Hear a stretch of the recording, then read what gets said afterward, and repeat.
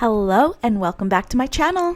Today we are going to learn how to do a hip key on the aerial silks. Hip keys are one of the most fundamental skills you can learn on the silks. From your hip key, you can rest, spin, transition, and do a bunch of other sequences. So let's get into it. As per usual, I'm demoing it in the air first, and then we'll go back down to the ground and break it down for you all. Alright, that's all it is. Seems so simple. But when you're first learning it, it can be confusing. So let's start with this first exercise on the ground. I call it the scissor exercise. For the scissor exercise, I start with the silks to one side of my body.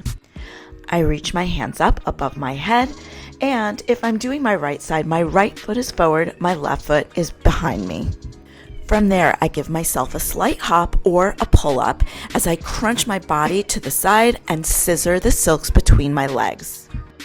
Let's watch in slow motion. This is basically the first part of your hip key. Once you understand this, you're ready to move on. Now we're going in for a full hip key from the ground in super slow motion. So also, arms are not mandatory, but when I'm doing my right side, I like my right hand on top and vice versa. Just like before, I started with my side crunch and scissored my legs. But this time, I'm going to continue on with movement by fanning my legs open, reaching my crotch to the ceiling, and then keying over to the other side of the silks. Once I've keyed over, I'm looking at my knees. I'm in a forward fold. You'll also notice I have a wrap over my back. The key to getting that wrap perfect is really to press your crotch to the ceiling as you're fanning over. Sometimes that wrap ends up below your butt, down your legs. No worries, just pull it up over your back. As long as you remain in that forward fold position, you should not slide out of the silks. Now to get out of your hip key, all you have to do is reach with both hands to the live end of the silks, pull your body upright, and then the silks will just unravel for you. No need to untie anything, you're not locked there. What do you say we try this in the air? The easiest way to get into a hip key in the air is through the French Russian climb. So if I want to do a hip key on my right side, I'm going to climb up leading with my right foot.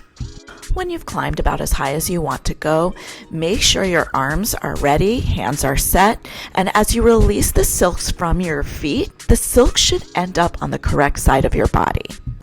There you can continue with your scissor movement, fan, and keying over to the other side. I think of it as a rainbow movement. I start on one side and I rainbow over to the other side. And that's how you do a hip key. Please note there are many other ways to get into a hip key as well. This is just what I think to be the most basic.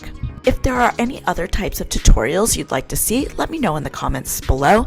If you enjoyed this video and don't mind hitting the like and subscribe button, I'd really appreciate it. Until the next time, happy bending you all!